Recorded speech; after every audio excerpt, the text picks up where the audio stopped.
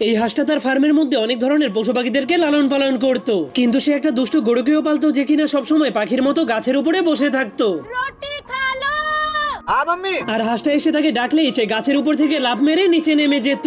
এরপর হাঁসটা তার কাছে গিয়ে তার লেজটাকে টানলেই সে দুধ দিতে শুরু করে দিত। কিন্তু হাঁসটা যখনই অনেক মজা করে দুধ বের করছিল, তখনই একটা মাছি গরুটার মুখের উপরে এসে বসে পড়ার কারণে গরুটা দুধ দেওয়া বন্ধ করে দেয়। नहीं सारुण के यहाँ कुछ तो गड़बड़ है।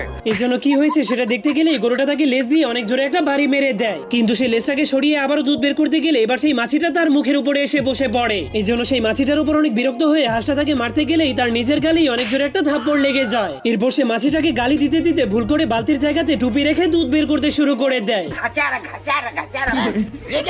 যার কারণে হাঁসটা বিরক্ত হয়ে প্রতিটা জিনিসকে ঠিকমতো তার জায়গাতে রাখতে শুরু করে। কিন্তু তখনই সে ভুল করে দুধ ভর্তি টুপিটাকে তার মাথাতে পরে নেয়। যা দেখার পর মাছিটা হাসতে শুরু করে দিলে হাঁসটা অনেক রেগে তাকে গরুর দুধের মাধ্যমে আক্রমণ করতে শুরু করে।